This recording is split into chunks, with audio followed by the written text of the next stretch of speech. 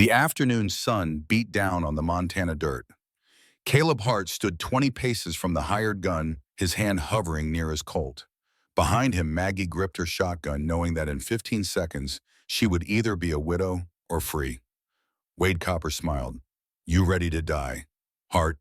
Caleb's voice was ice. "One of us is." The world held its breath. Then both men moved. But this story, it started 3 days earlier when a stranger with a gun stepped off a train. August 1878, Redemption Creek, Montana territory. The apple pie sat on a wooden crate, still warm.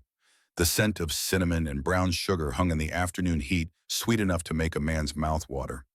Maggie Sullivan stood 10 paces away. Her blue calico dress had been mended so many times the original fabric was hard to find beneath the patches. Her hands trembled as they clutched the marriage certificate, the paper already damp with sweat.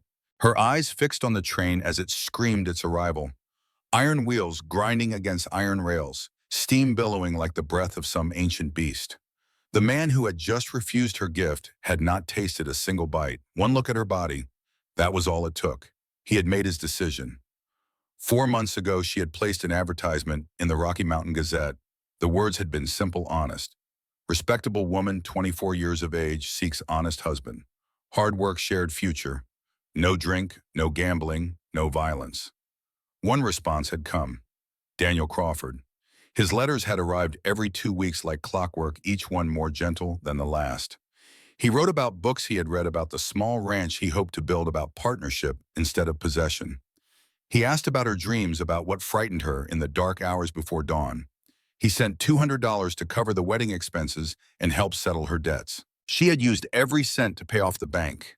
He had promised a home, a future, a reason to hope. Now the train was stopping. Steam rolled across the platform like fog off a river. Passengers descended one by one. Families reuniting. Merchants with heavy cases. A young man with soft hands and nervous eyes. Then him. The man who stepped off the train moved like someone who had forgotten how to relax. His brown leather coat was stained with dust from 1,000 miles of travel. His hat sat low, casting shadows across a face that looked like it had been carved from stone and left out in the weather too long.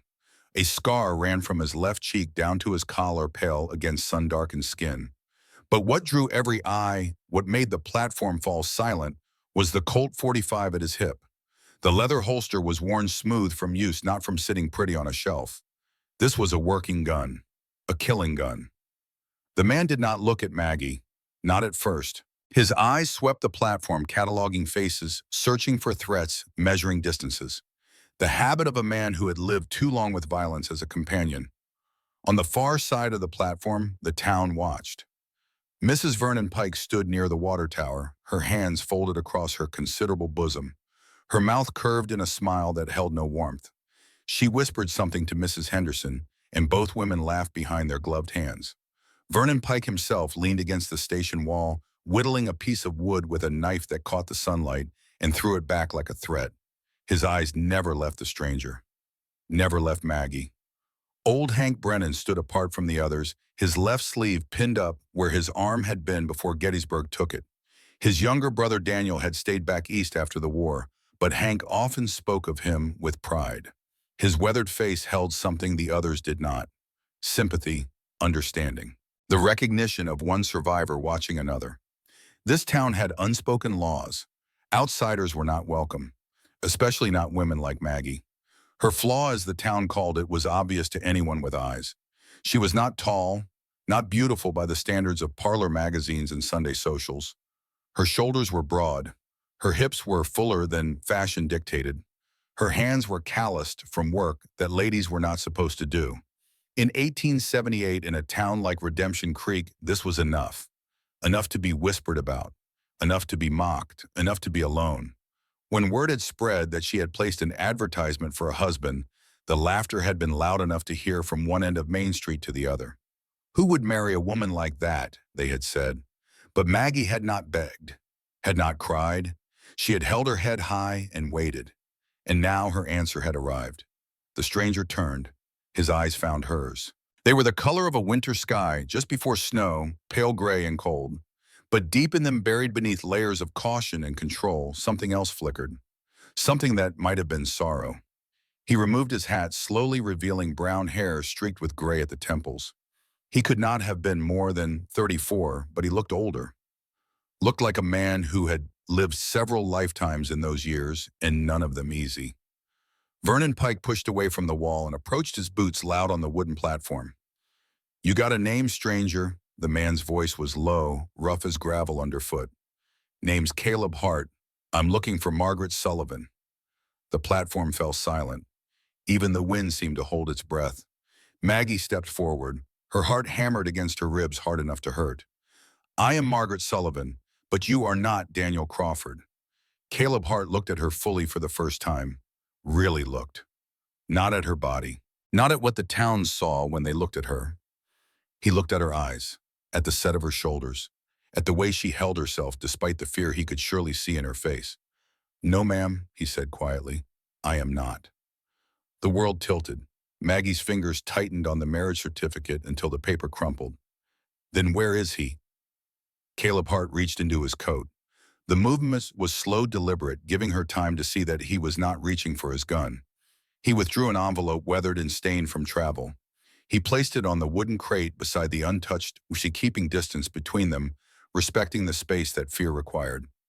"Daniel Crawford died 3 weeks ago in Denver. Pneumonia. It took him fast." The words landed like blows. Maggie's vision blurred at the edges. She gripped the edge of the crate to keep from falling, her knuckles white against the splintered wood. The man she had written to for 4 months. The man whose words had become a lifeline in the long Montana winter. The man who had given her hope when hope seemed like a luxury she could not afford. Gone. Her voice came out smaller than she intended. "Then why are you here?" Before Caleb could answer, Vernon Pike stepped closer. He was a tall man, broad in the way that comes from good food and easy living rather than hard work. His face was fleshed and florid, his eyes small and sharp, like a pig watching slaughter day approach. "That is an excellent question, Miss Sullivan." He smiled, showing teeth. "Or should I say Miss Sullivan again? Seems you will not be getting married after all."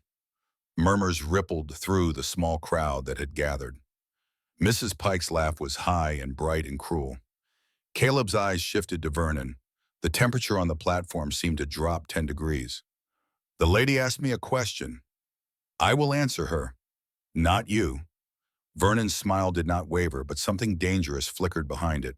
"I am Vernon Pike. I own the bank in this town. I own half the businesses. When a stranger arrives with a gun on his hip and starts making demands, I take an interest. I made no demands. I answered a summons. From a dead man." Caleb's jaw tightened. He turned back to Maggie, and when he spoke again, his voice was softer. Not gentle exactly, but measured. Careful. "Daniel Crawford was the best friend I ever had. We fought together in the war. At Shiloh in '62, he pulled me off that battlefield with a bullet in my shoulder and a rebel bayonet coming for my throat. He took a bullet in his leg doing it, limped the rest of his life because of me." He paused, and Maggie saw something flicker across his face. Pain, old and deep and never quite healed. "When he was dying, he made me promise to come in his place. He knew you had sent money, knew you were depending on this marriage. He did not want you left alone." Maggie's throat tightened. She wanted to cry, wanted to scream, wanted to run, but she did none of those things. She had learned long ago that tears changed nothing, that the world did not stop for grief. "So you came out of obligation." Her voice was steady now, harder. "Out of pity. Out of debt," Caleb said. "I owe Daniel my life. I cannot repay him, but I can keep my promise to him." Vernon Pike laughed. The sound was ugly, meant to wound. "This is absurd. Crawford is dead. The arrangement is void. Miss Sullivan, you would be mine to accept that and move on." He turned to the gathered crowd, playing to them like an actor on a stage. "Perhaps this is for the best. Crawford clearly had, shall we say, unique tastes in women. No doubt he struggled to find a wife in Denver, just as our dear Margaret has struggled here." The words hit their mark. Maggie felt heat rise to her face, shame and anger mixing into something that burned in her chest. But she did not lower her eyes, did not give Vernon the satisfaction of seeing her break. Mrs. Henderson tittered behind her fan. Poor thing, at least she tried. Caleb Hart's hand moved. Not to his gun, to his hat which he had been holding at his side, but on. He placed it carefully on the crate next to the envelope and looked at Vernon Pike with eyes that could have frozen a river in August. Pike, his voice cut through the laughter like a knife through silk. Miss Sullivan does not require your assessment of her value. Vernon's smile slipped. Oh, and who are you to speak for her? You just arrived on that train. You know nothing about this town or the people in it. I know enough. Caleb's voice remained level, but something in it made the crowd take a step back. I know a bully when I see one. I know a coward who hides behind money and status because he has nothing else to recommend him. And I know that Miss Sullivan deserves better than your contempt. The platform went silent. Even the wind seemed to pause. Vernon's face darkened. You are making a mistake, stranger. Would not be the first time. Vernon turned to Maggie, his voice dripping false concern. Miss Sullivan, surely you cannot be considering going through with this charade. This man is not the one you corresponded with. He is, by his own admission, a friend fulfilling an obligation. Do you truly wish to bind yourself to a stranger out of desperation? It was the word desperation that did it. The way he said it, like it was something dirty, something shameful. Maggie lifted her chin and met Vernon's gaze without flinching. Mr. Pike Daniel Crawford was more of a gentleman in his letters than you have been in all the years I have known you. A flush crept up Vernon's neck. Careful, girl. That tongue of yours will get you in trouble. The only trouble I have ever had in this town came from people like you. Vernon Pike's eyes narrowed. He took a step closer to Maggie, close enough that she could smell the whiskey on his breath despite the early hour. Is that so? And tell me, Miss Sullivan, what exactly have people like me done to you? You have tried to take my land. You have spread lies about my father's debts. You have made it impossible for me to get credit at any store in town unless I pay twice what anyone else pays. You have done everything in your power to drive me out since the day my father died. Your father left you with nothing but debt and a piece of land too poor to farm. I offered to buy it from you at a fair price. That is called business, not persecution. You offered me half what it was worth, and you know it. Vernon's smile returned sharp and cold. Property is worth what someone will pay for it. And who else is going to buy land from a woman with no husband, no family, no prospects? That is enough. Caleb's voice was quiet, but it carried across the platform like thunder before a storm. Vernon turned slowly.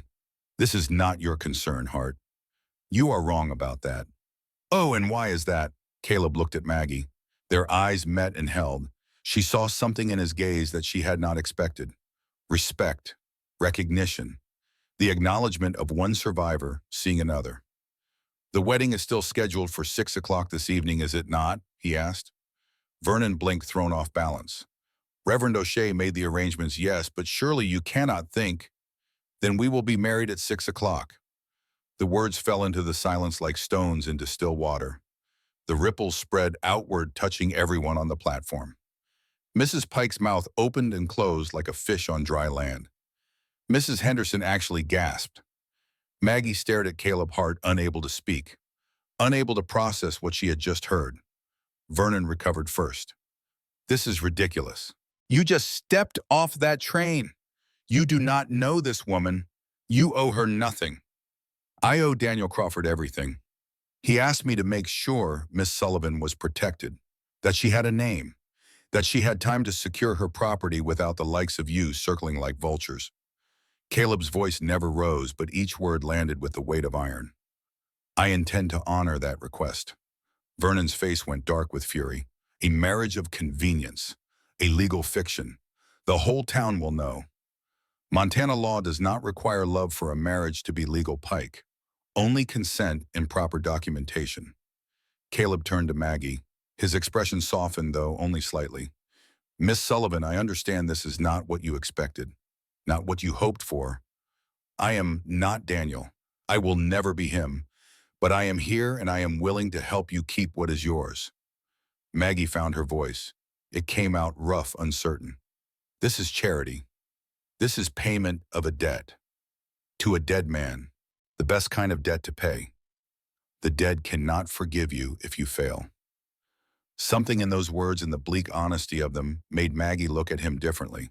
This was not a man who did things lightly, not a man who made promises he did not intend to keep, but still, a marriage to a stranger, a man with a gun and scars and eyes that had seen too much death.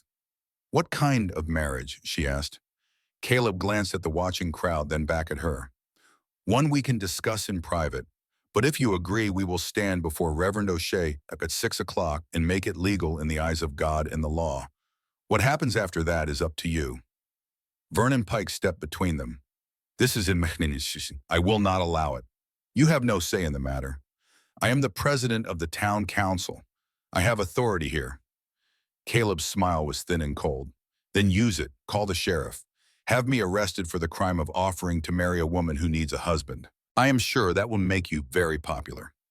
Vernon's hand moved toward his coat. Caleb's hand moved toward his gun. The movement was so fast Maggie barely saw it, but suddenly Caleb's palm rested on the butt of his Colt, and the entire platform froze. Do not. Caleb's voice was soft. Please do not. Vernon's hand stopped. For a long moment, the two men stared at each other, and Maggie saw something pass between them. Understanding. Vernon Pike was a man who bullied with money and influence. Caleb Hart was a man who had killed. The difference was written in every line of their bodies. Vernon lowered his hand and stepped back. You are making an enemy today, Hart. I have made enemies before. I am still here. They are not. Vernon turned on his heel and stalked away. His wife followed, gathering her skirts with an indignant huff. The crowd began to disperse, whispers spreading like wildfire. Only Hank Brennan remained. The old soldier limped forward, his weathered face creased with something that might have been approval. Welcome to Redemption Creek, Hart. He extended his right hand. Name's Hank. If you need anything, you come find me. Caleb shook his hand, and Maggie saw understanding pass between the two men. Recognition. Two soldiers meeting on neutral ground. Appreciate it, Caleb said. Hank nodded to Maggie. Ma'am, you could do worse.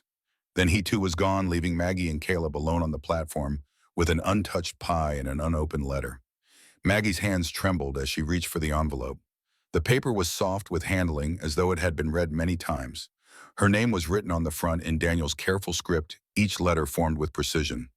She broke the seal and unfolded the pages inside. Daniel's voice seemed to rise from the paper, gentle and kind, the voice she had fallen in love with, even though she had never heard it spoken aloud. My dearest Maggie, it began. If you are reading this, then I am gone. I am sorry for the dreams I cannot give you. I am sorry for the life we will not share. I am sorry for leaving you alone when I promised I would not. But I have done what I can. Caleb Hart is the finest man I have ever known. He is hard. He has done things that haunt him. He has seen more death than any man should. But he is honorable in ways that most men only pretend to be. He will not touch you unless you ask. He will not stay unless you want him to. But he will protect you with his life. That is the one certainty I can give you. If there is a heaven, I will wait for you there. If there is not, then know that your letters were heaven enough for me. Yours always, Daniel. The tears came then, not for Daniel exactly. She had never known him, not really. She had loved his words, his kindness, the hope he represented. But she had not loved him. The tears were for herself, for the loneliness, for the desperation that had driven her to place that advertisement in the first place, for the future she had imagined that would never come to pass. She folded the letter carefully and slipped it into her pocket. When she looked up, Caleb was watching her with those winter sky eyes, patient and still. If I agreed to this, she said slowly, what kind of marriage would it be? The kind you need it to be. That is not an answer. Caleb glanced at the train, which had begun to pull away, steam and smoke filling the air. When he looked back at her, something in his face had shifted. He looked tired, old. I will work your land, fix what needs fixing, make sure the bank leaves you alone. I will sleep in the barn, eat separately. When my business here is finished, I will leave if that is what you want. The marriage will be legal on paper. What it is in truth is up to you. What business? Trouble follows men like me. I need time to settle it. Maggie's heart sank. Will this trouble come here, to my home? I will do everything in my power to prevent that. But I will not lie to you. There are men looking for me. I have made enemies. What kind of enemies? The kind that do not forgive. Maggie studied him. The gun, the scars, the way he stood like a man expecting an attack at any moment. This was not the gentle farmer she had imagined.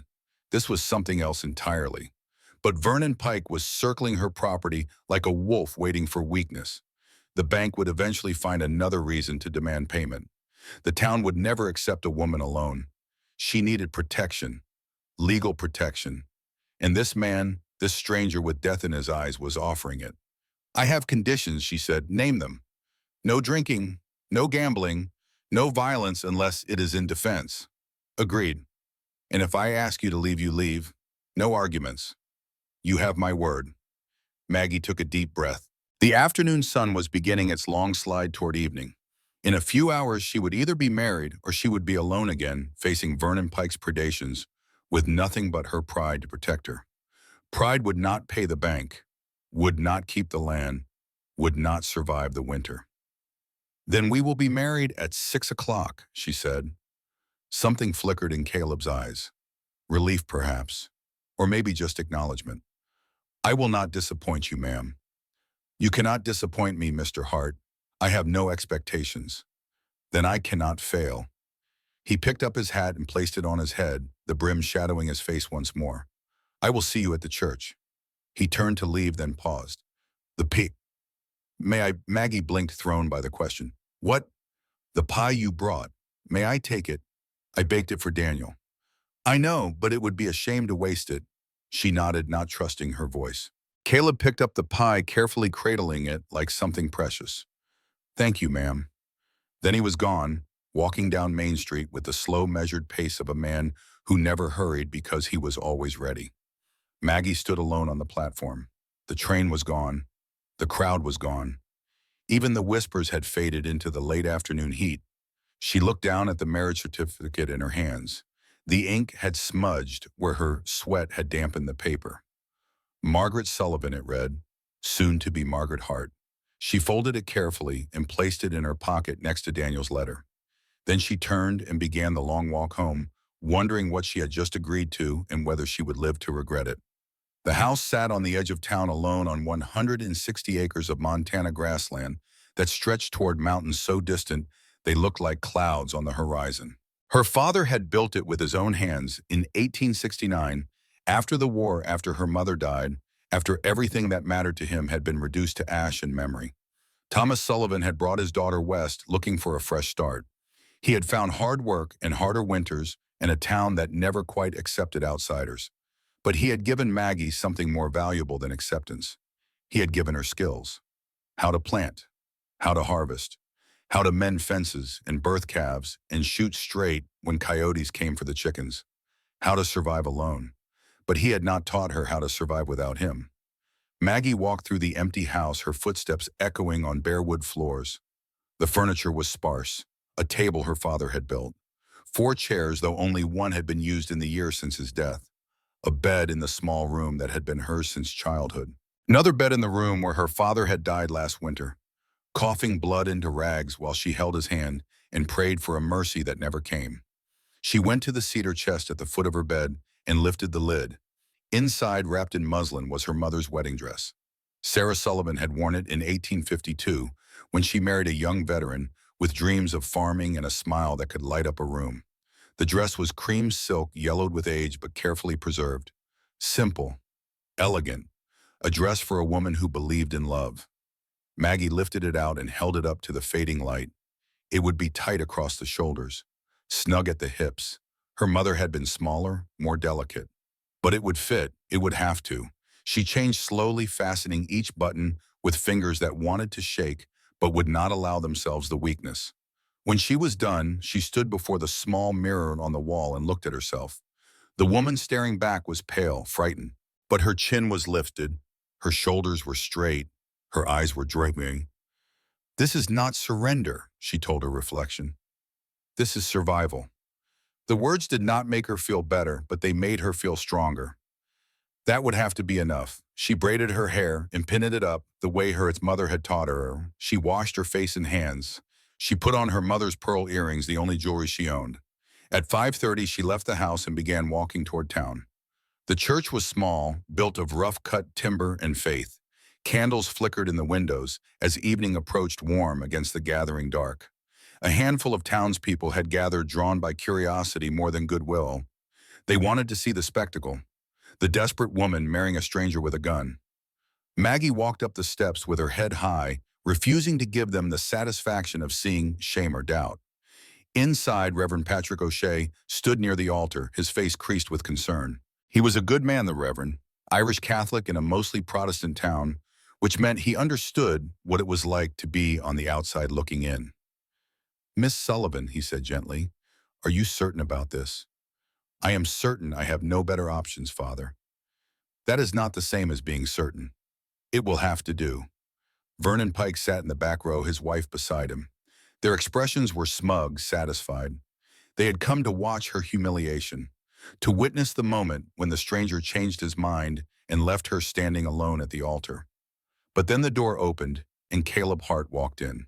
He had cleaned up, shaved, changed into a fresh white shirt and a brown vest that looked like it had been new once a long time ago. His boots were polished, his hair was combed back, but the gun was still there, still riding his hip like a permanent shadow. He walked down the aisle with that same measured pace, his eyes scanning the room, cataloging faces, assessing threats. When he reached the altar, he turned and looked at Maggie. Their eyes met. Something passed between them. Not love, not even affection, but understanding, recognition. Two people doing what needed to be done to survive. Reverend O'Shea cleared his throat. "We are gathered here in the sight of God to join this man and this woman in holy matrimony." His voice continued, familiar words made strange by circumstance. Maggie barely heard them. Her attention was fixed on the man standing beside her. On the way, his hands hung loose at his sides, relaxed but ready. On the scars she could see, now peeking out from his collar and cuffs. On the sadness that lived behind his eyes like something he carried everywhere and could never put down. "Caleb Hart, do you take Margaret Sullivan to be your lawfully wedded wife?" Caleb's voice was steady. "I do." "Margaret Sullivan, do you take Caleb Hart to be your lawfully wedded husband?" This was it, the moment, the choice that would change everything or change nothing. Maggie thought of her father's grave on the hill behind the house, of the land he had worked until it killed him, of the dreams he had dreamed and the sacrifices he had made so she could have something of her own. She thought of Vernon Pike's smile and the way he looked at her land like it already belonged to him. She thought of Daniel Crawford lying in a grave in Denver, his last thought about a woman he had never met but had tried to protect anyway. "I do." Reverend O'Shea held out the ring. It was simple silver, worn smooth with age. Caleb took it carefully and reached for Maggie's left hand. His hand was large, calloused, warm. He slid the ring onto her finger with a gentleness that surprised her. His touch was careful, almost reverent. "By the power vested in me, I now pronounce you man and wife." The Reverend paused, looking between them uncertainly. "You may kiss the bride." Caleb shook his head slightly. "We will save that for another time, Reverend." Patrick O'Shea looked relieved. "Then may God bless this union and grant you both peace." It was done. Maggie was married. The walk back outside felt like moving through water. Everything was muted, distant. The townspeople filed past, some offering stiff congratulations, most saying nothing at all. Vernon Pike stopped in front of them, his face hard. "This will not last," he said quietly. "Marriages built on desperation never do." Caleb's reply was equally quiet. "Then I suppose we will see." Vernon and his wife left. The others followed. Soon it was just Maggie and Caleb standing in front of the church as night settled over Redemption Creek like a blanket. "I took a room at the boarding house," Caleb said. "2 rooms, actually. I will stay there tonight. Give you time to think, to be certain. I am already married to you. What is there to think about? Whether you want me to come home." The word home hung between them. Strange, intimate, frightening. "There is a spare room," Maggie said slowly. "My father's room. You could use it. The barn would be better. I am not accustomed to sleeping indoors." "Why not there? Too easy to be trapped. Too hard to see what is coming." The honesty of it, the bleakness, made her chest ache. "Then sleep where you feel safe," she said. "But tomorrow we need to discuss what comes next." Caleb nodded. Tomorrow. He tipped his hat to her and turned to leave. Then he stopped. The pie, he said. I ate it. And it was the best thing I have tasted in 5 years. Then he walked away into the darkness, leaving Maggie standing alone outside the church where she had just married a stranger. She looked down at the silver ring on her finger. It caught the moonlight and threw it back bright and cold. Mrs. Margaret Hart, she thought, wife of Caleb Hart, woman who made decisions out of desperation and called it survival. She walked home alone, the wedding dress rustling around her ankles, wondering what dawn would bring, and whether the man she had married would still be there to see it. The night was clear, stars scattered across the sky like spilled salt. Somewhere in the distance, a coyote howled. The sound was lonely and wild, and perfectly suited to the moment. Maggie did not cry. She had learned long ago that tears changed nothing. But as she walked, she allowed herself one small hope. Maybe this would work. Maybe Caleb Hart would keep his promises. Maybe she would not have to face Vernon Pike alone for one. Maybe she had not made a terrible mistake. The house was dark when she arrived. Empty. Cold. She changed out of the wedding dress and hung it carefully back in the cedar chest. She braided her hair. She washed her face. And then she lay in bed and stared at the ceiling, listening to the wind move through the grass outside, wondering where Caleb Hart was sleeping and whether he was staring at stars and thinking about the promises he had made to a dead man. Sleep came slowly. When it finally arrived, it brought dreams of gunfire and smoke, and a man with winter eyes standing between her and something dark that she could not quite see. She woke to the sound of hammering. Dawn had barely broken the sky, still more gray than blue. But when Maggie went to the window, she saw him. Caleb Hart working on the fence that ran along the eastern edge of her property. His vest was gone. His sleeves were rolled up. Sweat darkened his shirt despite the morning cool. He moved with efficiency, no wasted motion. Measure, cut, hammer. Move to the next post, again and again, steady as a heartbeat. Maggie dressed quickly and went outside. The grass was wet with dew. The air smelled of sage and distant rain that would probably never come. Caleb looked up as she approached. He did not smile, but he nodded. Acknowledgement. Respect. Fence was falling prone, he said. Thought I would fix it. You did not have to start so early. I am used to early. She stood watching him work for a moment. His body was lean, muscular, in the way of men who worked hard rather than men who worked for appearance. But what struck her were the scars. They were everywhere, long, pale lines across his forearms, a puckered mark on his left shoulder that could only be an old bullet wound, another on his side just visible when his shirt pulled tight. This was a man who had survived things that should have killed him. I will bring you breakfast, she said. You do not need to trouble yourself. You are working my land. The least I can do is feed you. Something flickered in his eyes. Surprise, maybe, or gratitude. Appreciated, ma'am. Maggie. You can call me Maggie. He hesitated, then nodded. Maggie. Her name in his rough voice sounded different, softer somehow. She went back inside and made coffee and biscuits and bacon. Simple food, but good. When she brought it out, Caleb had already repaired 6 fence posts. He ate standing up, his eyes constantly scanning the horizon, always watching, always ready. What are you looking for? She asked. Trouble. Is it coming? It always comes. They ate in silence, not uncomfortable, just quiet, 2 people learning the shape of each other's presence. When he finished, he handed her the empty plate. Thank you. You are welcome. He turned back to the fence, then paused. Your father did good work here. The bones are solid, just needs attention. Maggie felt something loosen in her chest. Pride, maybe. Or relief that someone else saw what her father had built and recognized its worth. He tried, she said. But alone it was too much. It is always too much alone. The words felt weighted, personal. Caleb picked up his hammer and went back to work. Maggie stood there a moment longer, watching him, this stranger, who was now her husband, this man with death in his past and promises in his present. Then she went back inside to begin her own work, wondering how long this arrangement would last and what would happen when the trouble he expected finally arrived. The answer came sooner than either of them anticipated. That evening, just as the sun touched the western mountains, hoofbeats sounded in the distance. Caleb was instantly alert. His hand moved to his gun, his body shifting into a stance Maggie recognized from watching soldiers during the war.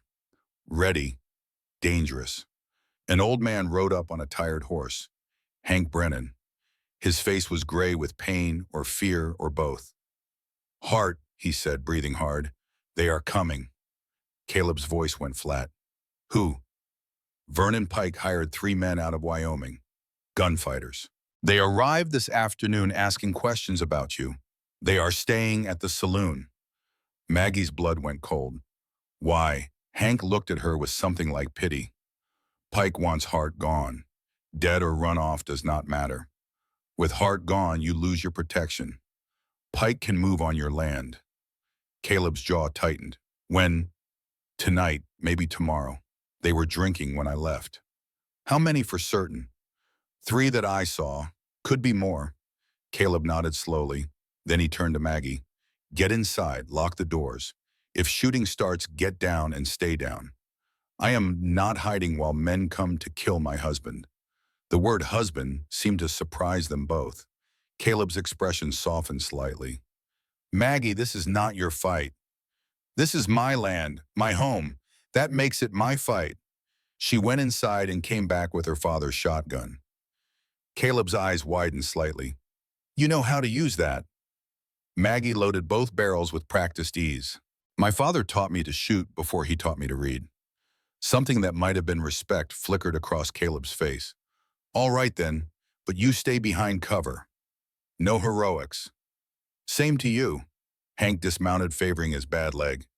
"I will stand with you." Caleb shook his head. "Hank, you have done enough. This is not your battle." "The hell it is not. I am tired of men like Pike running this town. Tired of watching good people get pushed around." He pulled a revolver from his coat. "Besides, I owe you." "You do not owe me anything. You married that girl to protect her. That is the kind of man I will stand beside." Caleb looked between them. Hank with his missing arm and his stubborn courage. Maggie with her shotgun and her lifted chin. "All right," he said quietly. "We make our stand here." They spent the next hour preparing, barricading windows, positioning furniture for cover, loading weapons, planning fields of fire. Maggie worked alongside the men, her fear sharpening into focus. This was happening. Men were coming to kill them, and she would fight back or die trying. As darkness fell, they took their positions. Caleb by the front window, Hank at the back, Maggie upstairs with a clear view of the approach. The night was silent, too silent. Maggie's hands were steady on the shotgun. Her heartbeat was loud in her ears. She thought about her father, about Daniel Crawford, about the strange turns that had brought her to this moment. An hour passed, then another. Nothing. Caleb's voice drifted up from below. "Could be they are waiting for us to relax. Or they could be coming tomorrow," Hank replied. More silence. Then far in the distance, a sound, faint but unmistakable. Hoofbeats. Caleb's voice was calm. "Here they come. Remember, do not fire until I give the word."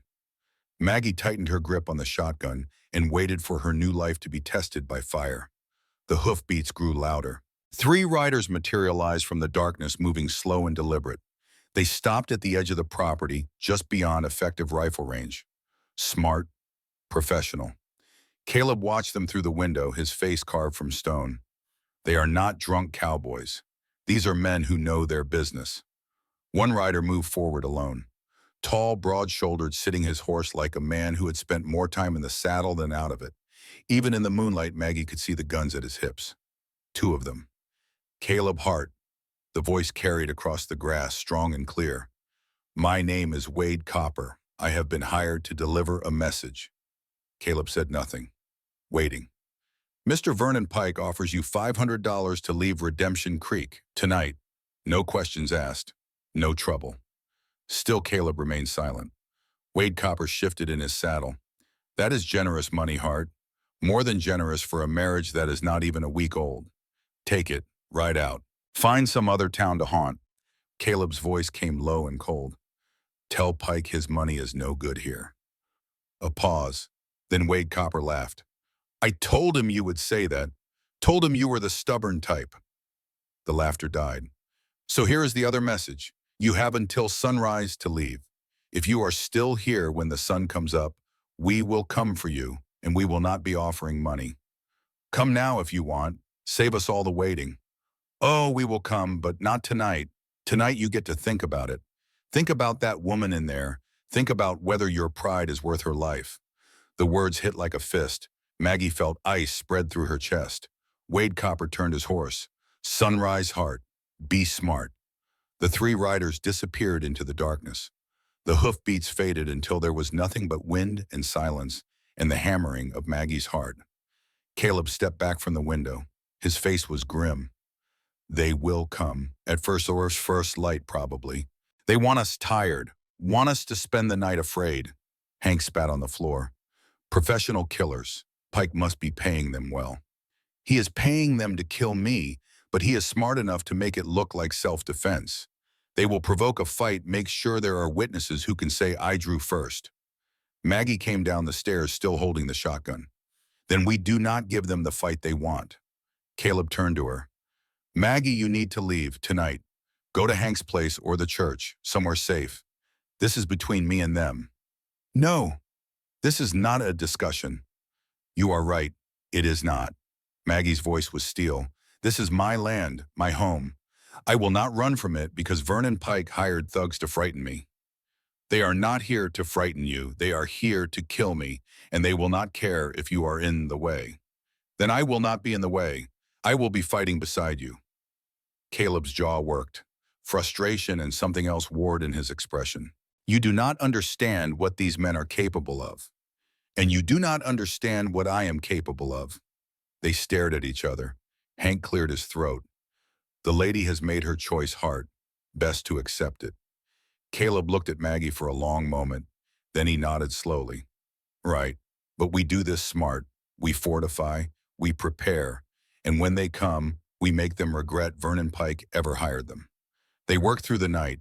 Caleb moved furniture, created firing positions, mapped out fields of fire. He worked with the precision of a man who had done this before many times in many places.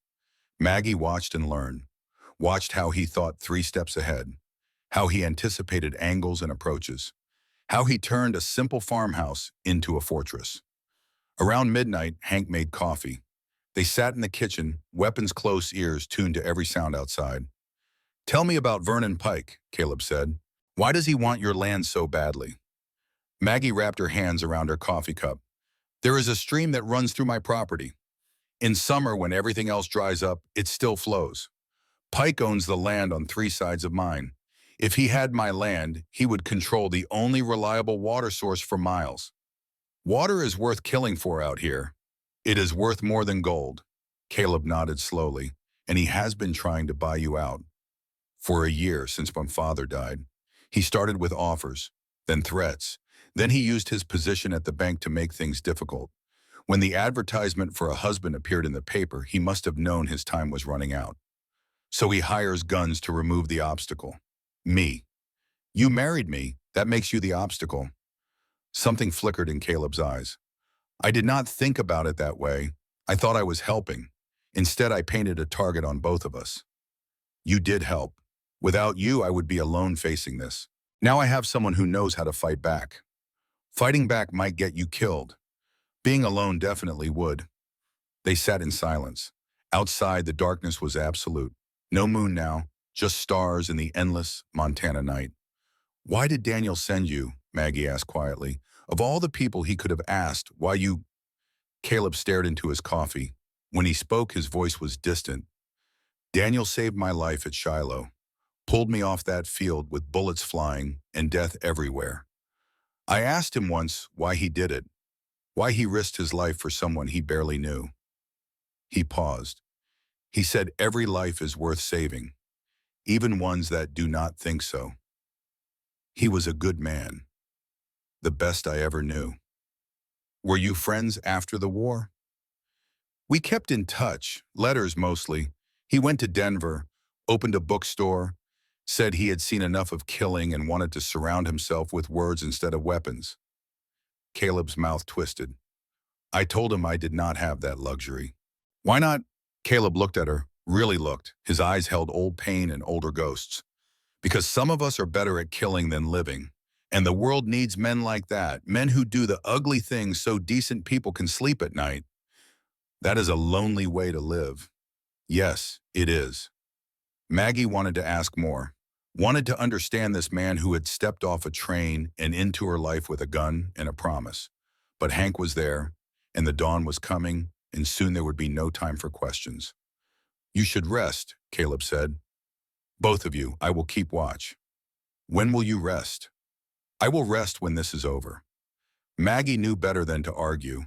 She went upstairs and lay on her bed, still dressed, shotgun beside her. Sleep seemed impossible, but exhaustion won and she drifted into uneasy dreams of gunfire and blood. She woke to voices downstairs, men's voices, angry. Maggie grabbed her shotgun and ran to the stairs.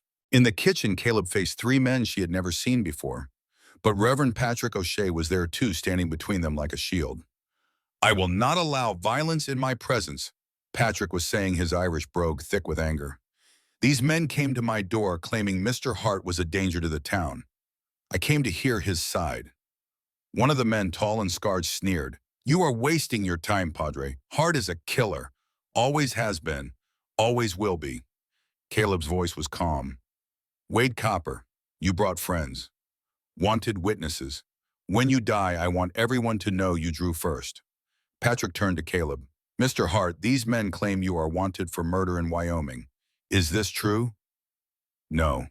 He is lying, Wade Copper said. He killed a rancher named Raymond Pike 2 years ago. Killed him in cold blood. Caleb's expression did not change. Raymond Pike was a cattle rustler. He and his men were stealing stock.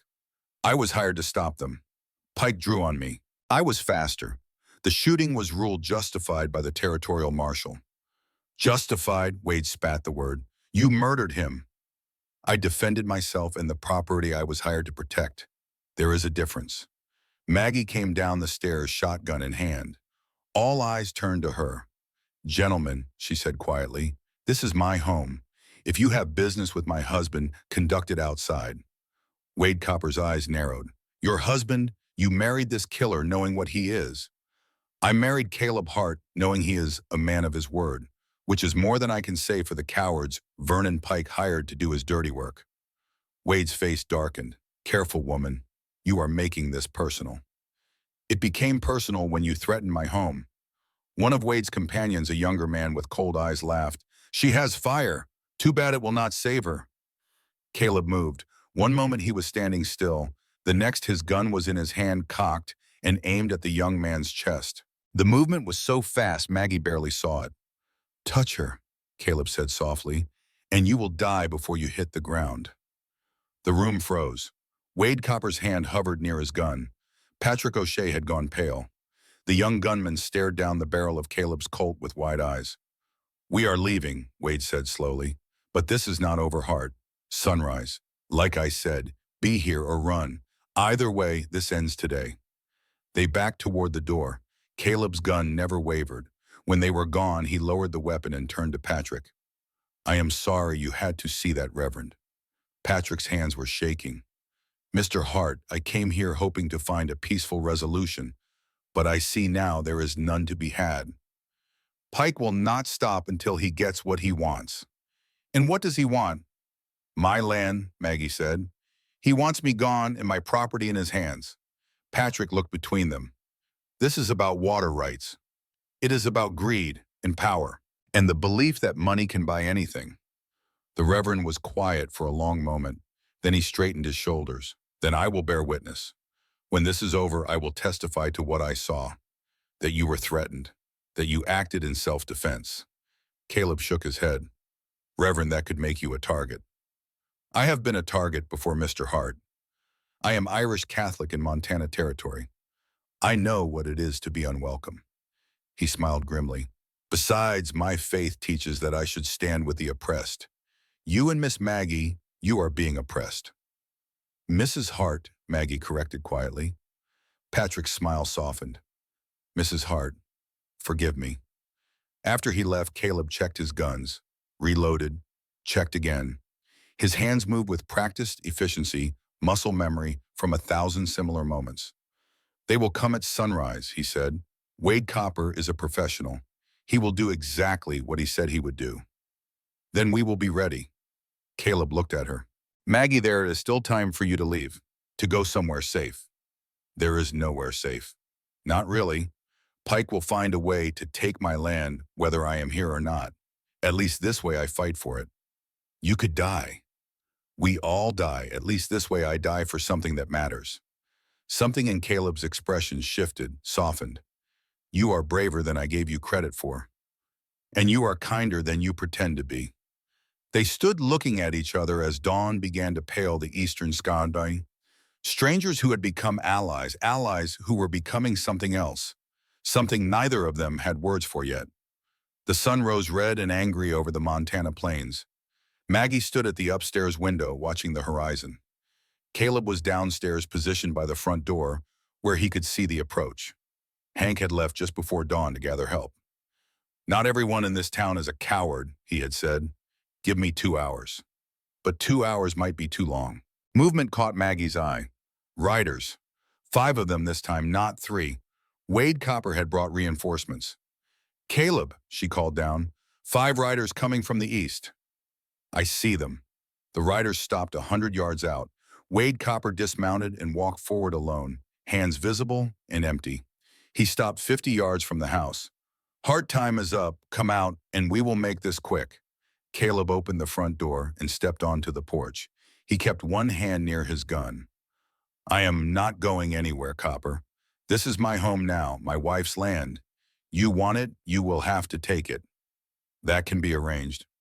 But you will lose men, maybe all of them, maybe you. Is Pike paying you enough to die? Wade Copper smiled. I do not plan on dying today, Hart. No one ever does. A long moment of silence stretched between them. Then Wade shrugged.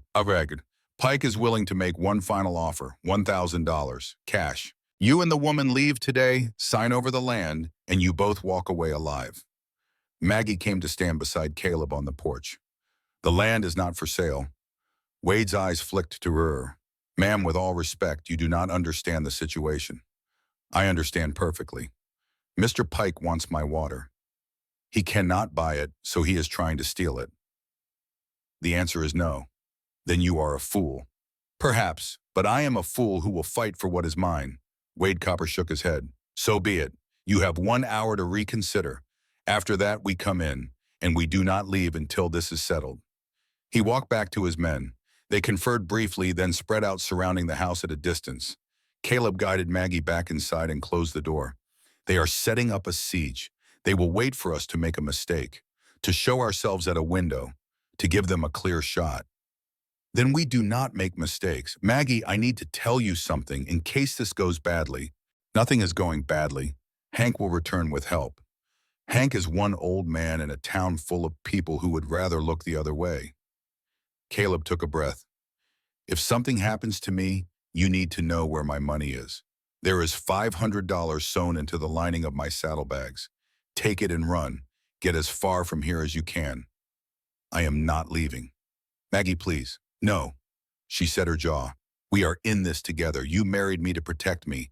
I am staying to protect you. I am a gunfighter. I have killed men. You are a farmer's daughter with a good heart. We are not the same. You are right, we are not the same, but that does not mean we cannot stand together. Caleb stared at her. Then slowly something changed in his face. The hardness softened. The distance closed. He reached out and touched her cheek, gentle as anything. Daniel knew, he said quietly. He knew you were someone worth fighting for. Before Maggie could respond, hoofbeats thundered from the west. Both of them spun toward the sound. But it was not an attack, it was Hank Brennan. And he was not alone. Hank rode in with 6 men behind him. Maggie recognized them all. Thomas Grant, who ran the livery. Samuel Morris, the blacksmith. Brothers named Jacob and Peter Walsh, ranch hands from the spread north of town. Dr. Henry Miller still wearing his medical bag. And to Maggie's shock, Sheriff Tom Bradley. They rode straight through Wade Copper's line, forcing the gunmen to scatter or be trampled. Copper shouted threats, but they ignored him. Hank dismounted in front of the house, breathing hard. Figured you could use some company. Caleb stepped onto the porch, his eyes moving over the assembled men. You all know what you are signing up for. Pike will not forget this. Thomas Grant, a big man with hands like hams, spat tobacco juice into the dirt. Pike has been pushing folks around for years. About time someone pushed back. Sheriff Bradley looked uncomfortable but resolute. I should have done this a long time ago. Should have stood up to Pike when he started threatening people. Better late than never. Dr. Miller adjusted his spectacles. I am not much of a fighter, Mr. Hart, but I can tend wounds, and I can bear witness. Pike has gone too far this time. Caleb looked at Maggie. Something passed between them. Gratitude, hope, the beginning of trust. All right, Caleb said, come inside, we need to organize. The men filed into the house. Maggie moved through them, offering water and coffee. They were nervous, most of them. These were not fighters. They were shopkeepers and laborers, men who worked with their hands and avoided trouble when they could. But they were here, and that mattered. Caleb spread a rough map on the table. They have 5 men. We have 9 counting Maggie, but they are professionals. We are not. They will use that advantage. What do you suggest? Sheriff Bradley asked. We do not go to them. We make them come to us. This house is defensible. Thick walls, good sight lines. If they want us, they have to expose themselves. Samuel Morris, the blacksmith, flexed his massive hands. I say we go out there and settle this like men. That is what they want. Wade Copper is hoping for a face-to-face fight. He is faster than any of us, maybe faster than me. We do not give him what he wants. So we hide? Jacob Walsh sounded disgusted. We defend. There is a difference. Caleb assigned positions. Men at each window, fields of fire established. Rules of engagement clear. No one shoots first. But if the gunmen attack, they respond with everything they have. Maggie moved among them, making sure they had ammunition, water, food. Playing the role of quartermaster because someone had to, and she knew her own house better than anyone. Dr. Miller pulled her aside. Mrs. Hart, when the shooting starts, I will need a place to work. Somewhere with good light and clean water. The reality of it hit her. Men would be wounded, maybe killed. This was not a game or a story. This was real. The kitchen, she said. I will clear the table. An hour passed, then 2. The sun climbed higher. Heat built inside the house despite the thick walls. Wade Copper and his men remained outside, patient as death. Then around midday, a buggy approached from town. Vernon Pike sat in the driver's seat, his wife beside him. They stopped near Wade Copper's position. Caleb watched through a spyglass he had produced from his saddlebags. Pike is here. Probably wants to make sure his money is well spent. Vernon climbed down from the buggy and spoke with Wade Copper. Even from a distance, Maggie could see the banker's agitation. His arms waved, his face reddened. Wade Copper remained calm. Said something short. Vernon's shoulders slumped. Then Vernon turned and looked directly at the house. Even from 100 yards, Maggie could feel the hate in his gaze. He climbed back into the buggy and drove away. That is not good, Hank muttered. Pike looked like a man who just gave an order. Caleb lowered the spyglass. He did. Things are about to get interesting. As if in response, Wade Copper raised his arm. His men mounted their horses and began to circle the house, moving fast, kicking up dust. Here it comes, Caleb said quietly. Everyone to your positions. Remember, do not fire unless they fire first. We are defending, not attacking. The riders circled closer. 50 yards, 40, 30. One of them raised a rifle. Down, Caleb shouted. The window beside Hank exploded. Glass and wood splinters filled the air. Hank dropped, cursing. Return fire erupted from the house. Thomas Grant and Samuel Morris at the front windows. The Walsh brothers covering the sides. Sheriff Bradley at the back. The riders scattered. One man's horse went down, throwing him hard. He scrambled behind the animal's body, using it for cover. Maggie crouched on the stairs, shotgun ready, watching Caleb move between positions. He was calm, focused. This was what he had been trained for, what he was good at. The gunfire was deafening. The smell of powder filled the house. Smoke drifted thick. Then silence. The riders had pulled back, regrouping beyond rifle range. Anyone hit? Caleb called out. Just scratches, Hank replied, wiping blood from a cut on his cheek. Glass got me. Dr. Miller was already moving, checking each man.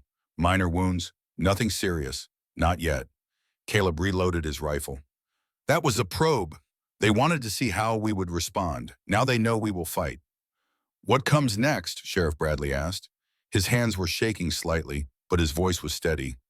They will try to burn us out, or they will wait for dark and try to sneak close. Either way, this is far from over.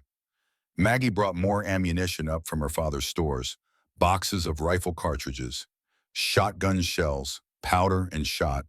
Her father had been a careful man, a prepared man. As she worked, she saw Caleb watching her. When their eyes met, he nodded. Approval, respect. She nodded back. They were in this together now, for better or worse. The afternoon dragged on. Heat built. Thirst became a problem. Water had to be rationed. Around 3 o'clock movement again. But this time it was different. A single rider approached carrying a white cloth tied to a stick. Caleb's eyes narrowed. Truce flag, or a trick. The rider stopped at the edge of the property and dismounted. It was not Wade Copper. It was a younger man, one Maggie did not recognize. Mr. Hart, he called, I have a message from Wade Copper. Caleb stepped onto the porch. Speak. Copper says he respects what you are doing, says you are a fighter, and he admires that. He is offering you terms. What terms? You come out. Face Copper alone, fair fight. If you win, we ride away. If he wins, the woman signs over the land and leaves no more bloodshed. The house erupted in protest. Do not trust him. It is a trap. They will kill you. But Caleb just stood there thinking. Maggie ran to him. Caleb, no, you cannot. He looked at her. It might be the only way to end this without more people dying. Or it might be the way they kill you and take everything anyway. Maybe, but if there is a chance, even a small one, I have to take it. Why do you have to be the one to risk everything? Caleb touched her face again, that same gentle gesture. Because this is what I do. This is all I am good at. That is not true. It is the only truth that matters right now. Before she could argue further, he turned back to the young gunman. Tell Copper I accept 1 hour, just him and me. No tricks. If his men interfere, my friends in the house will cut them down. The young man nodded and rode away. Hank grabbed Caleb's arm. This is suicide. It is a chance. Copper is fast. Everyone says so. Maybe faster than you. Caleb's smile was bleak. Then I will have to be smarter. The hour passed like years. Caleb checked his guns, cleaned them, loaded them, checked them again. Maggie watched him, her heart a stone in her chest. She had known this man for less than a week, had married him out of desperation. But now watching him prepare to face death, she realized something. She did not want him to die. Not for her land, not for his honor, not for anything. Caleb, she said quietly. He looked up from his work. You do not have to do this. Yes, I do. Why does it matter so much? He was quiet for a long moment. Then he set down his gun and looked at her fully. When I was a marshal, I killed a man. Jack Holloway. He had been beating his wife for years. I arrested him twice. The judge let him go both times. Said it was a domestic matter, not the law's concern. His voice was flat, emotionless. But Maggie could hear the pain beneath it. The third time I arrived at his house, Martha Holloway was already dead. Blood everywhere. Jack went for his gun. I went for mine. I was faster. That sounds justified. The law disagreed, said I had overstepped my authority, asked me to resign, so I did. And that is why you became a gunfighter. I became a gunfighter because I was good at killing and bad at everything else. But more than that, I became a gunfighter because I failed Martha Holloway. I was supposed to protect her. I had the law and the badge in the gun. And I still failed. He picked up his Colt and turned it over in his hands. I will not fail you too, Maggie. I will not let Pike take what is yours, even if it costs me my life. Maggie felt tears burn her eyes. I do not want your life. I want you alive. Why? The question hung between them. Why did she care? Why did it matter? Because he was kind beneath the hardness. Because he had kept every promise. Because when he looked at her, he saw a person, not a body or a problem or an inconvenience. Because somewhere in the last few days, she had started to see him as more than a stranger with a gun. Because you are my husband, she said simply, and I protect what is mine. Something flickered in his eyes. Surprise, hope, fear. Then boots on the porch. The door opened. Sheriff Bradley stuck his head in. It is time. Caleb stood, strapped on his gun belt, settled his hat on his head. Maggie walked with him to the door. Outside, Wade Copper was already waiting in the yard, arms crossed, confident. "Caleb," Maggie said, "please, be careful." He looked down at her, then slowly, deliberately, he bent and kissed her forehead. The touch was brief but warm. Real. "I will come back," he said. Then he walked out to face Wade Copper alone. The men gathered at the windows to watch. Maggie stood on the porch, shotgun in her hands, ready to shoot any of Copper's men if they interfered. Caleb and Wade stood 20 paces apart. The sun was lowering now, casting long shadows across the yard. "You are a foolhardy," Wade called, "but a brave one. I will make it quick." Likewise. They faced each other. The world seemed to hold its breath. Then Wade's hand moved, fast, so fast. But Caleb was faster. Two shots rang out so close together, they sounded like one.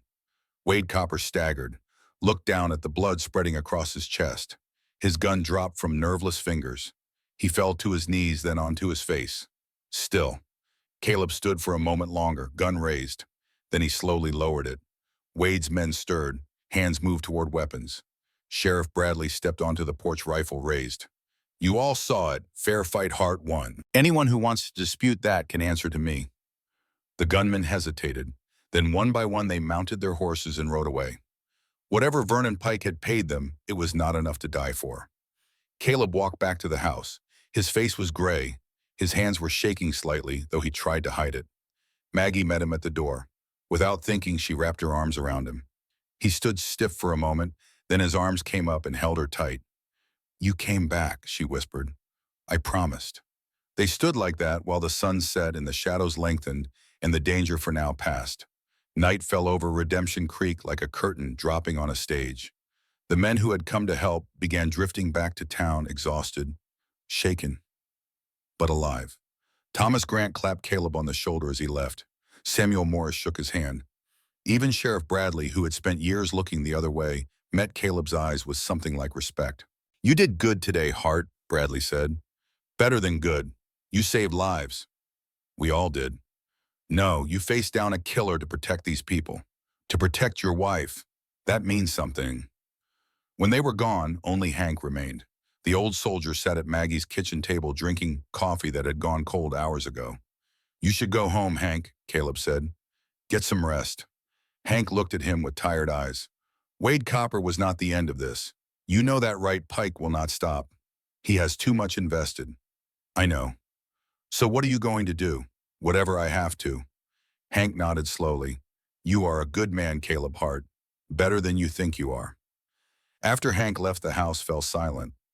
Maggie moved through the rooms, cleaning up the debris from the gunfight. Broken glass, splintered wood, shell casings that gleamed like brass flowers on the floor. Caleb helped without being asked. They worked side by side, not speaking, finding rhythm in the shared labor. When the house was as clean as they could make it, Maggie put on coffee and cut slices from a cake she had baked the day before. Back when the world seemed simpler, they sat across from each other at the table. The lamplight cast shadows that made Caleb's face look older, more worn. The scar on his cheek stood out pale against sun-darkened skin. "Tell me about your wife," Maggie said quietly. Caleb's hand froze halfway to his coffee cup. For a long moment he did not move, did not breathe. Then slowly he set the cup down. "What do you want to know?" "Whatever you want to tell me." Another long silence. Then Caleb began to speak, his voice low and rough, like he was dragging the words up from somewhere deep.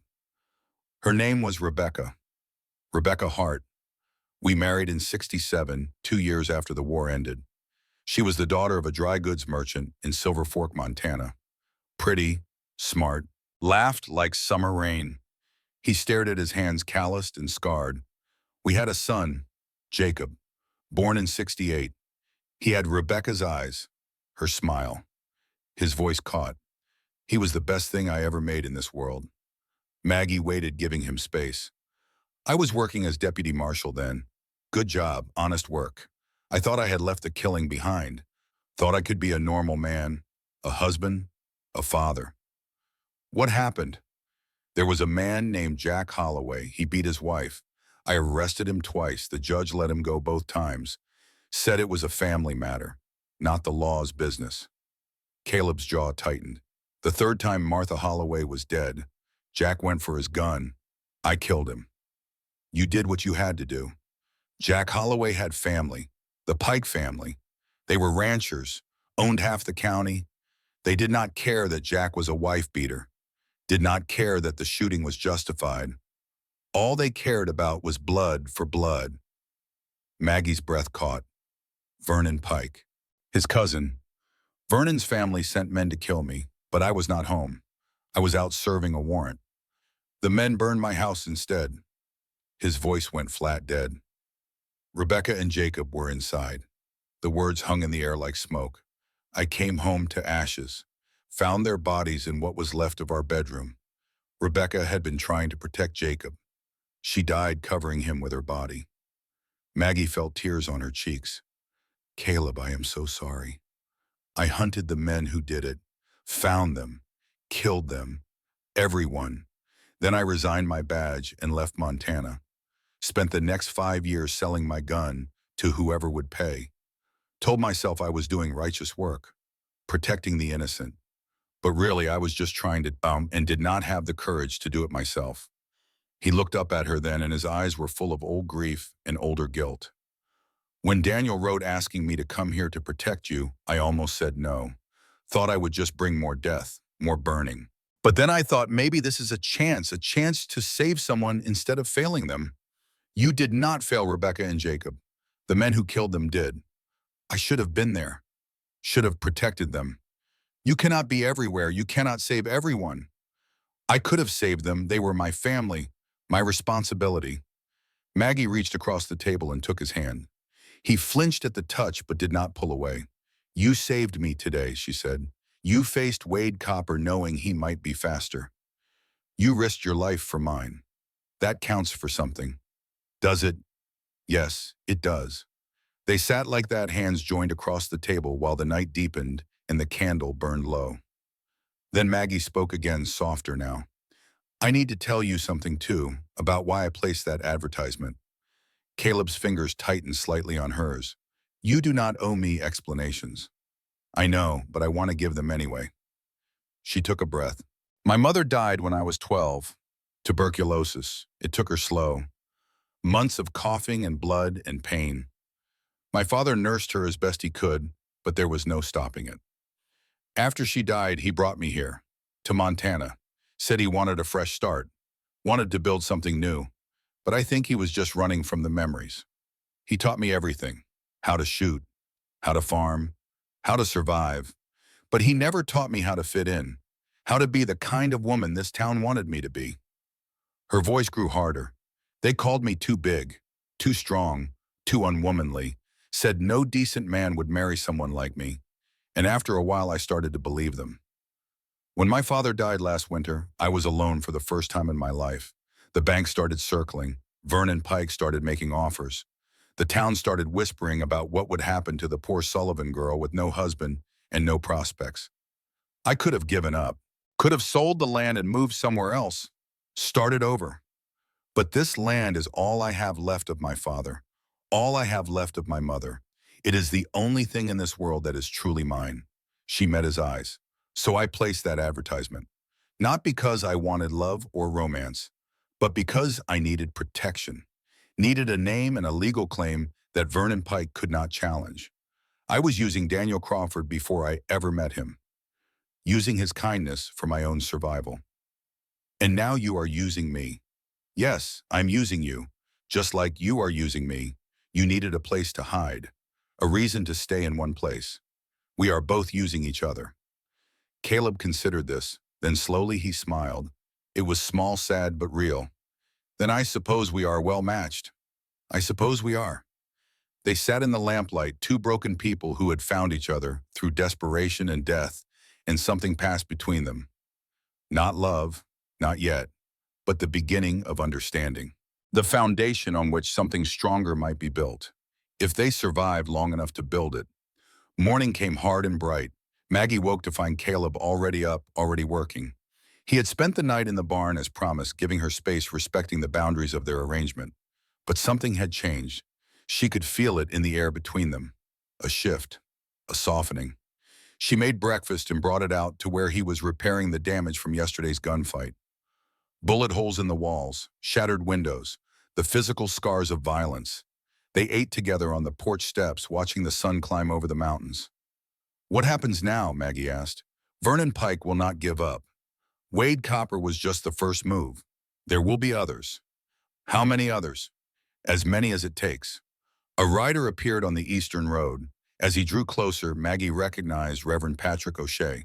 He rode with urgency, his cassock flapping behind him like black wings. He pulled up in front of the house, breathing hard.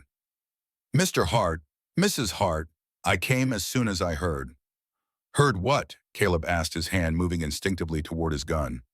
"Vernon Pike is claiming you murdered Wade Copper in cold blood. He has sworn out a complaint with the territorial marshal. They are sending a deputy to investigate." Maggie felt ice in her stomach. "But it was a fair fight. Sheriff Bradley witnessed it. You witnessed the threats beforehand." Patrick's face was grim. "Pike has money. Money buys witnesses. He is claiming Copper came here peacefully, trying to negotiate, and you shot him down without provocation." Caleb's expression did not change. "When is the marshal coming?" "Could be days, could be weeks, but when he arrives, Pike will have his story ready. We'll have people prepared to lie for him. Then we prepare our own witnesses. The men who were here yesterday, they saw what happened." Patrick shook his head. "Most of them are already backing away. Thomas Grant came to me this morning, said Pike threatened to foreclose on his livery if he testifies. Samuel Morris lost a contract with the town to repair the bridge. The Walsh brothers were told their ranch would lose its water rights. So Pike is terrorizing anyone who might speak against him." "Yes, and it is working." Maggie stood, anger burning through her fear. "This is not right. We defended ourselves. We did nothing wrong."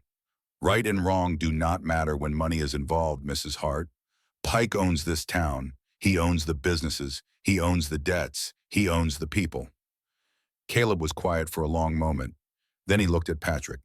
"Will you testify to what you saw, to the threats Copper made?" Patrick met his gaze without flinching. "Yes, I will testify. My faith demands it. Though I expect Pike will make me pay for it." "He will. Then I will pay. Some things are worth the turn." After Patrick left, Caleb turned to Maggie. "You need to go to town today. Show your face. Act normal. Do not let Pike think he has you frightened." "What will you do?" "I will stay here, guard the property, wait for the marshal to arrive. Alone. Alone is what I am good at." Maggie wanted to argue, wanted to stay and fight beside him. But she understood the strategy. If she hid, Pike would use it against them.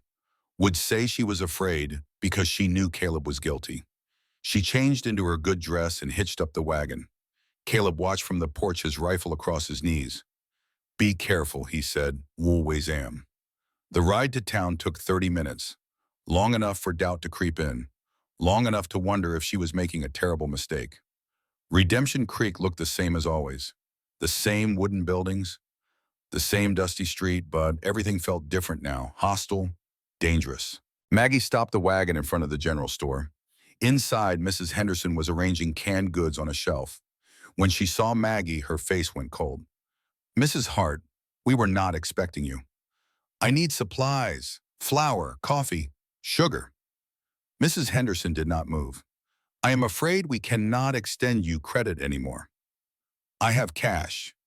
"Even so, Mr. Pike has advised us not to do business with you or your husband until this unfortunate situation is resolved." Maggie felt heat rise to her face. "What situation would that be?" "The murder of Mr. Wade Copper, of course. Everyone knows what your husband did." "My husband defended himself in a fair fight. There were witnesses." Mrs. Henderson sniffed. "Witnesses can be mistaken. Mr. Pike says he has evidence that contradicts that story." "Mr. Pike is a liar." The older woman gasped. "How dare you? Mr. Pike is a pillar of this community." "Mr. Pike is trying to steal my land. He hired gunmen to kill my husband. When that failed, he is using the law to finish the job. You should leave Mrs. Hart before I call the sheriff. Maggie wanted to argue, wanted to fight, but she could see it in Mrs. Henderson's eyes. Fear. Pike had gotten to her too, threatened her somehow, made her afraid to help. She turned and walked out her purchases, unmade her anger burning. On the street, she found herself face to face with Vernon Pike himself. He smiled cold and satisfied.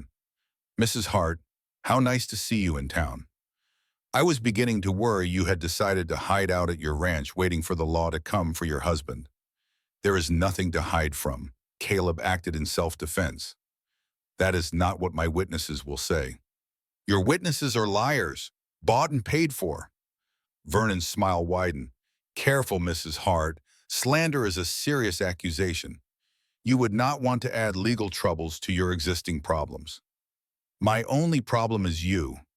No, your problem is that you married a killer, a man with a history of violence, a man who shot down Wade Copper in cold blood while Copper was trying to negotiate a peaceful resolution. That is not what happened. That is what will be in the official report.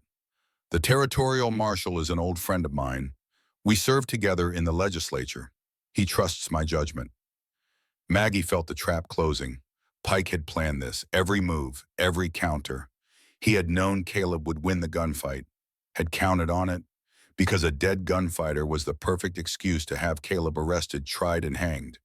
And once Caleb was gone, Maggie would be alone again. Vulnerable, easy to intimidate, easy to force into selling. You will not win this, she said quietly. I already have. The only question is how much you will lose in the process. Sell me the land now today, and I will make sure the charges against your husband are dropped. He can ride away a free man. You both can start over somewhere else. And if I refuse, then the marshal will arrive. Your husband will be arrested. He will be tried, convicted, and hanged. You will watch him die. Then alone and heartbroken, you will sell me the land for whatever I choose to pay, or I will foreclose and take it anyway. Vernon stepped closer, his voice dropping to a whisper only she could hear. You cannot win, Margaret. You are one woman against my money, my influence, my power. Give up now while you still have a choice in how you lose.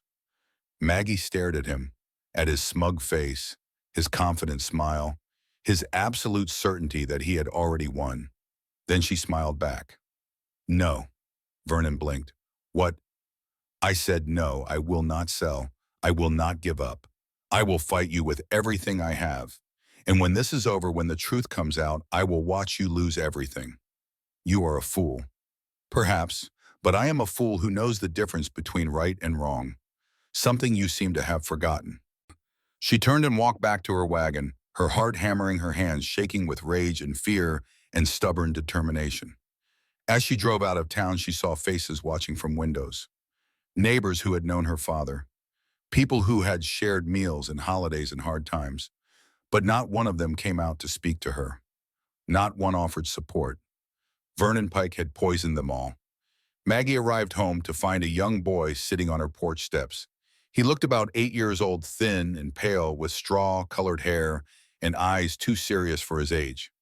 Caleb stood nearby, rifle in hand, watching the boy with an expression Maggie could not read. Who is this? She asked. The boy stood and bowed awkwardly. My name is Timothy O'Shea, ma'am. I am Reverend Patrick's son. I did not know Father Patrick had a son. My mother died when I was born. Papa says God needed her in heaven. I think he just got tired of her. The bluntness of it, the child's matter-of-fact acceptance of abandonment, made Maggie's heart ache. What are you doing here, Timothy? Papa sent me. He said I would be safer here than in town.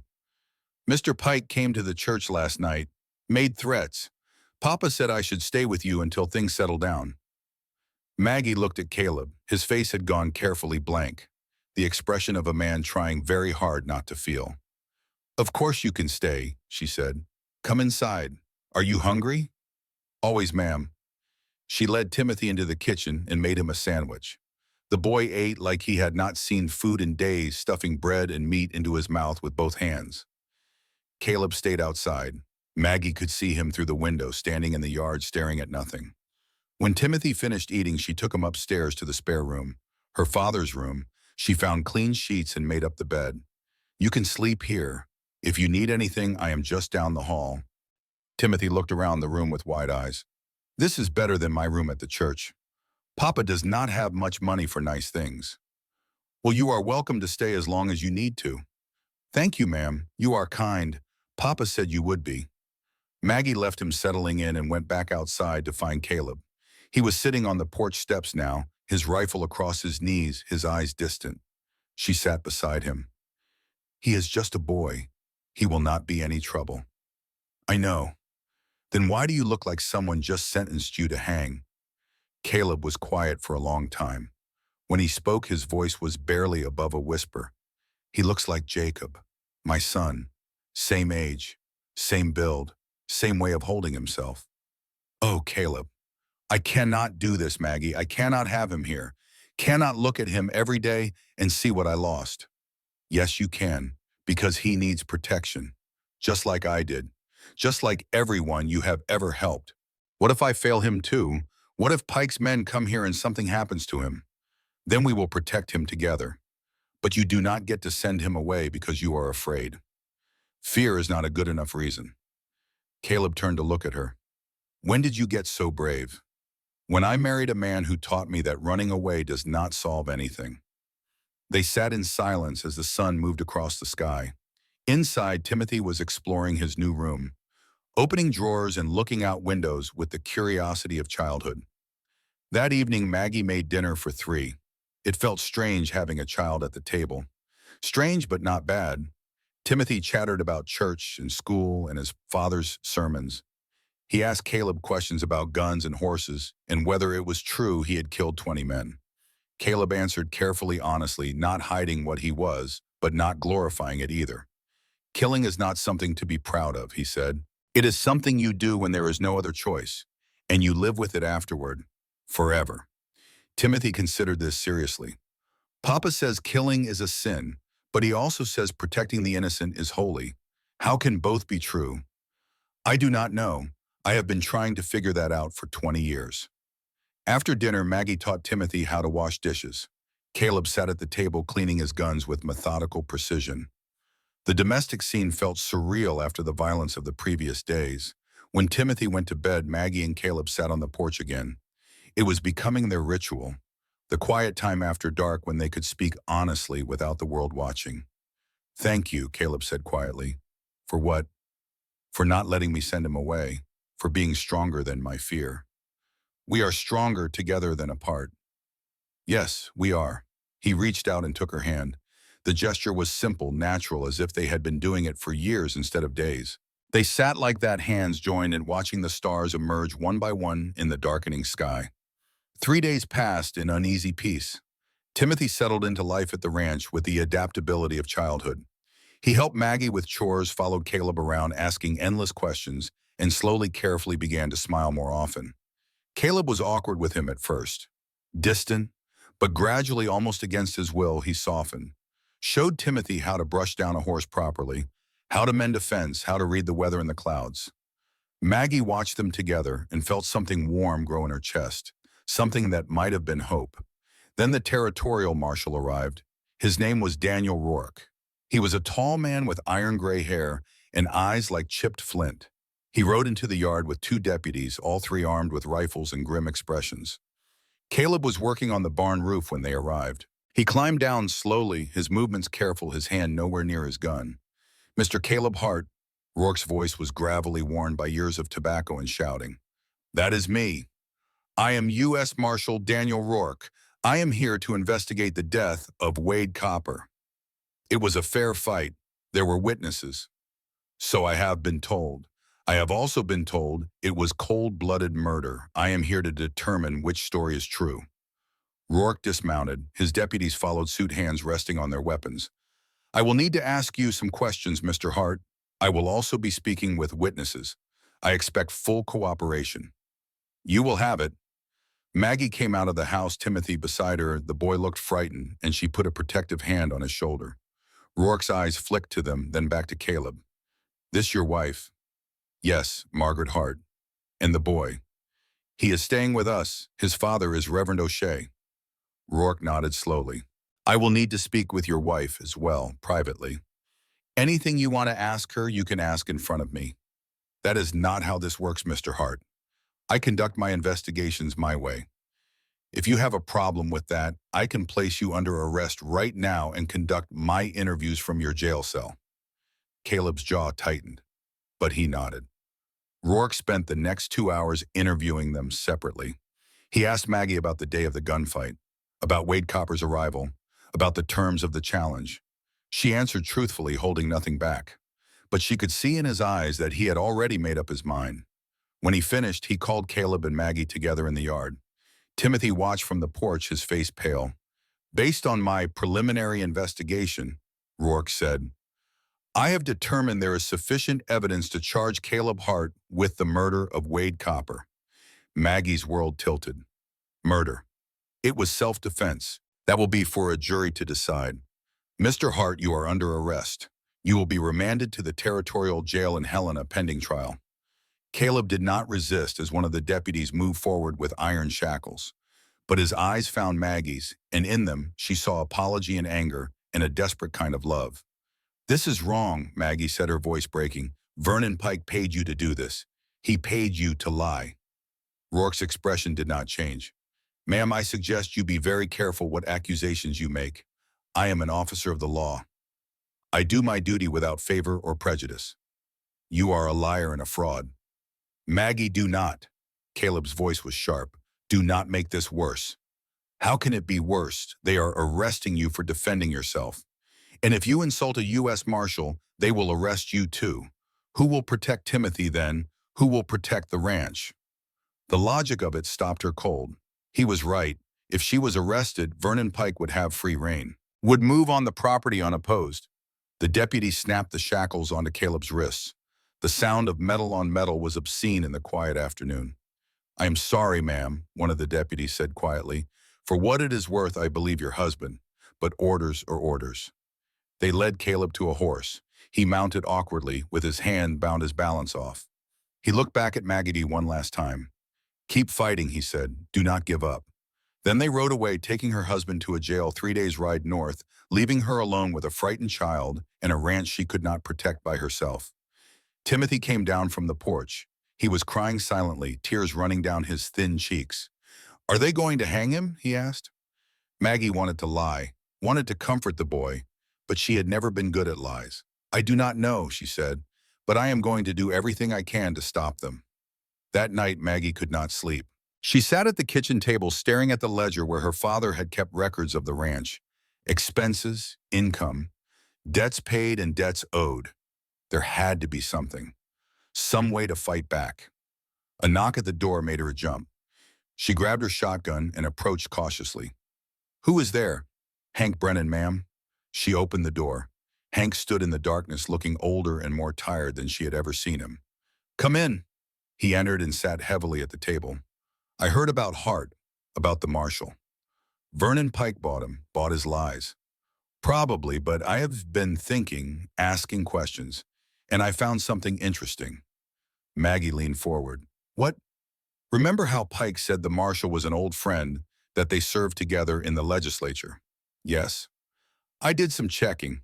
Rourke was never in the legislature, never served in any public office before becoming a marshal. Pike lied about their connection. So how do they know each other? That is what I wanted to find out. So I rode to Helena, talked to some people who know Rourke's history. Hank pulled a piece of paper from his coat. Turns out Daniel Rourke has a gambling problem. Owes money all over the territory. Serious money. Maggie's heart began to race. How much? Near as I can tell, about $5,000 to various saloon owners and card sharps. $5,000 is enough to make a man do almost anything.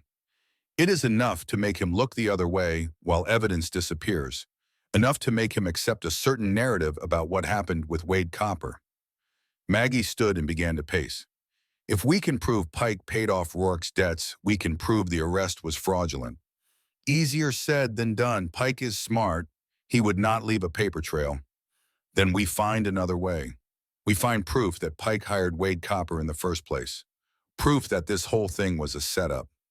Hank nodded slowly. I might know someone who can help. Man named Samuel Chen. He works at the saloon cleaning and such. He hears things, sees things. Will he talk to us?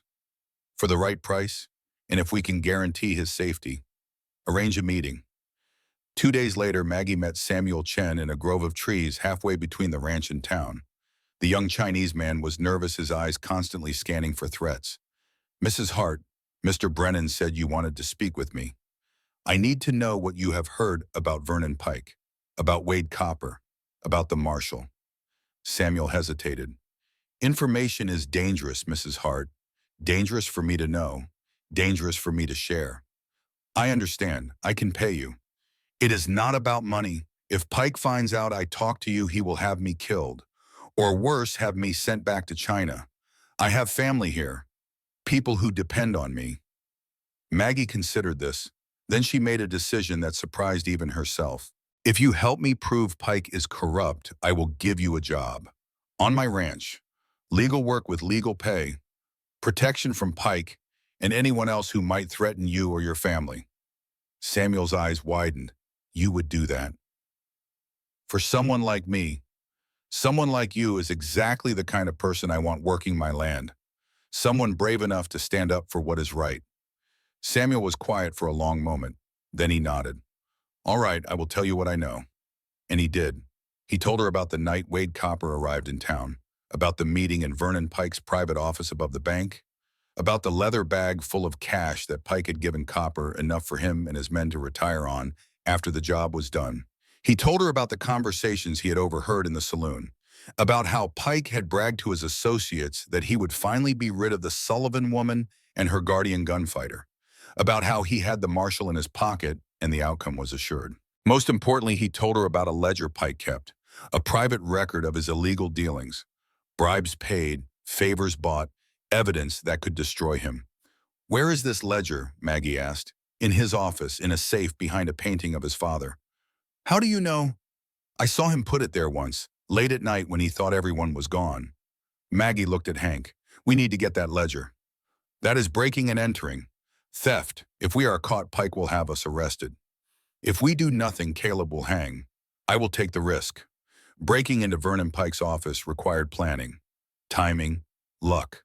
Hank recruited Samuel Morris, the blacksmith, who had skills with locks. Maggie insisted on going herself despite Hank's protests. I am smaller, she argued, quieter, and if something goes wrong, I am the one with the most to lose. I should be the one taking the risk. They chose a moonless night. Timothy was left in the care of Reverend O'Shea, who had returned to town despite the danger. The Reverend had blessed their mission, though he could not condone breaking the law even for a righteous cause. The bank sat on Main Street, dark and silent. Maggie, Hank, and Samuel Morris approached from the alley behind, moving like shadows. Samuel made quick work of the back door lock. They slipped inside into the musty darkness that smelled of ink and old paper and money. Pike's office was on the second floor. They climbed the stairs, carefully testing each step for creaks. Inside the office, Maggie lit a shielded lantern. The light revealed a room furnished with expensive taste.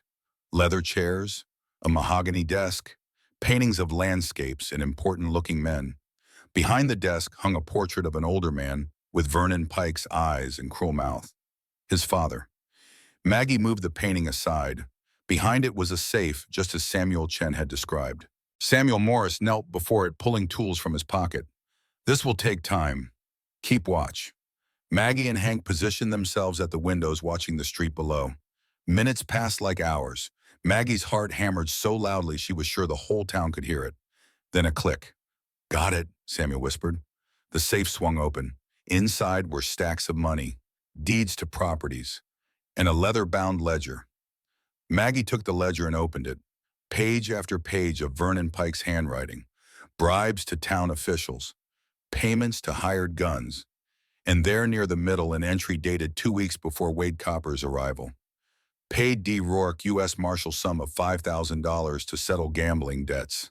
In exchange, agreed to arrest and prosecute C. Hart for murder of W. Copper, regardless of circumstances. It was all there, written in Pike's own hand.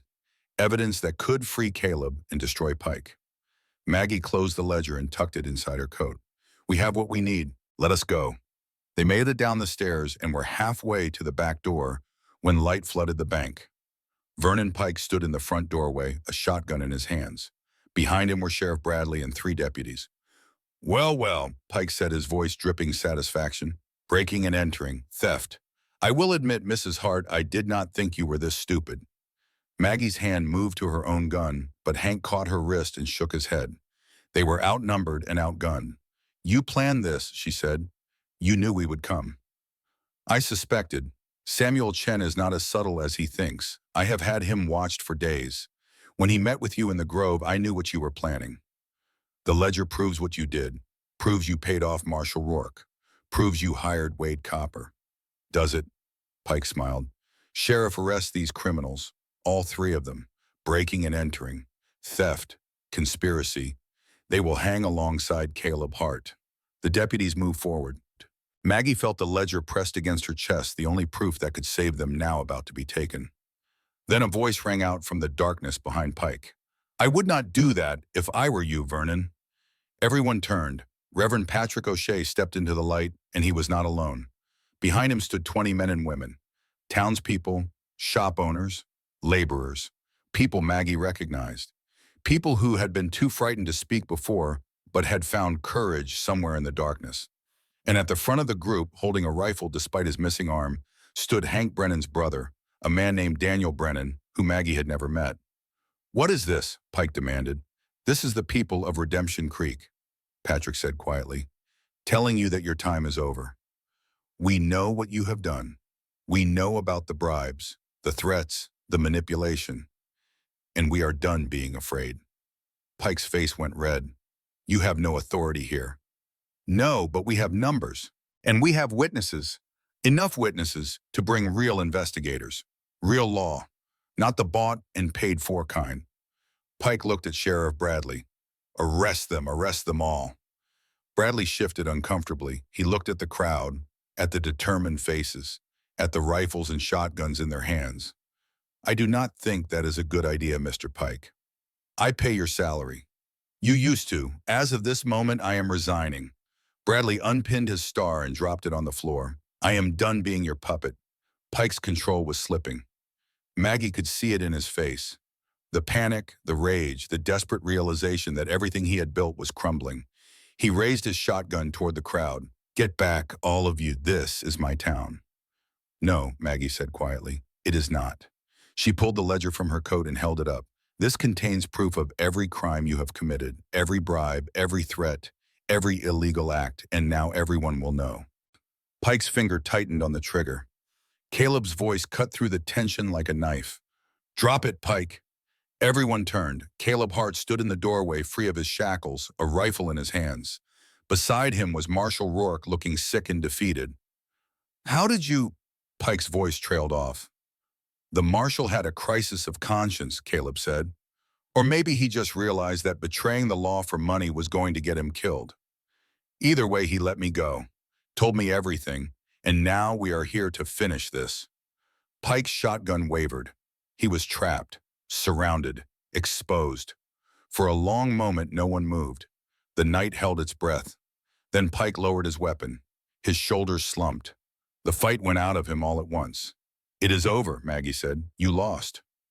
Marshall Rourke arrested Vernon Pike on charges of bribery, conspiracy, and attempted murder. The deputies, seeing which way the wind was blowing, did not resist. Sheriff Bradley, despite his resignation, agreed to serve as temporary law until a new sheriff could be appointed. The people of Redemption Creek watched as Pike was led away in chains. Some cheered, some wept with relief. Some just stood in silence, processing the fact that the man who had controlled their lives for so long was finally powerless. Maggie found herself standing in the middle of Main Street, still holding the ledger, still trying to believe it was real. Then Caleb was beside her, his hand on her shoulder. "You did it," he said quietly. "We did it. No, this was you, your courage, your refusal to give up." She turned to face him. "I thought I had lost you. When they took you away, I thought I would never see you again. I promised I would come back. Promises can be broken. Not by me." They stood close enough to kiss, close enough to feel each other's breath, but neither moved, not with the whole town watching. Reverend Patrick approached Timothy at his side. The boy ran to Caleb and hugged him tightly. Caleb stiffened for a moment, then his arms came up and held the child. "I was scared," Timothy whispered. Me too, Caleb admitted. But you came back. Always. The crowd began to disperse, people returning to their homes, to their lives, carrying the knowledge that change was possible, that standing together could defeat even the most entrenched power. Hank Brennan clapped Caleb on the shoulder. You are a good man, Hart. This town is lucky to have you. The town has Maggie. I am just along for the ride. You are more than that, and you know it. As they prepared to leave, Samuel Chen approached Maggie. Mrs. Hart, about that job you offered, does the offer still stand? Of course. Then I accept, and I know 3 other families who would be interested, Chinese families who have nowhere safe to go. Maggie thought about her 160 acres, about all the work that needed doing, about how lonely the ranch had been for so long. Tell them they are welcome. We will make room. The ride back to the ranch was quiet. Caleb drove the wagon. Maggie sat beside him. Timothy slept between them, exhausted from fear and relief. The stars were bright overhead. The night was warm. What happens now? Maggie asked. Now we rebuild, fix the damage, plant crops, live our lives. Just like that. Just like that. But Maggie knew it would not be that simple. There would be a trial. Vernon Pike would fight back with lawyers and money. There would be testimony and questions and months of legal wrangling. But for tonight, for this moment, they were safe. They were free. They were together. That was enough. The trial took place in Helena, the territorial capital, 6 weeks after Vernon Pike's arrest. Maggie testified about the threats, the hired guns, the systematic campaign of intimidation. Caleb testified about the gunfight with Wade Copper, describing in clinical detail how Copper had drawn first, how the fight had been fair by every measure. Samuel Chen testified about the conversations he had overheard, about the money that changed hands, about Vernon Pike's boasts and threats. Reverend O'Shea testified about witnessing Wade Copper's threats at the ranch, about the character of Caleb and Maggie Hart. And most damning of all, Marshal Daniel Rourke testified about the bribe, about how Vernon Pike had paid his gambling debts in exchange for arresting Caleb Hart regardless of guilt or innocence. The jury deliberated for less than 3 hours. Vernon Pike was found guilty on all charges: bribery, conspiracy, attempted murder through the use of hired killers. The judge sentenced him to 20 years in the territorial prison. Pike's wife divorced him before he was even transported to jail. His properties were seized to pay restitution to the people he had defrauded. His name became synonymous with corruption. Caleb's charges were dismissed with prejudice. The judge publicly apologized for the miscarriage of justice and commended Caleb for his restraint in not taking the law into his own hands. But the real victory came 2 days after the trial, when Maggie received a letter from the Territorial Land Office. Due to Vernon Pike's fraudulent manipulation of water rights and property boundaries, all of his claims were being reviewed. And based on historical surveys, it was determined that Maggie's ranch actually comprised not 160 acres, but 240 acres. Pike had been slowly stealing her land through falsified surveys for years. The additional acreage was formally deeded to Margaret and Caleb Hart, joint owners. Maggie showed Caleb the letter as they sat on their porch watching Timothy play with a new puppy Hank Brennan had brought by. 240 acres, she said wonderingly. More than my father ever dreamed of. Enough to build something real, something lasting. Yes. They sat in comfortable silence for a while. Then Caleb spoke again. Maggie, we need to talk about our arrangement. Her heart clenched. This was it. The moment when he would tell her the danger had passed, the debt was paid, and he was leaving. All right. When I married you, it was out of obligation. A promise to a dead friend. I did not expect anything. Did not want anything except to make sure you were safe. I know.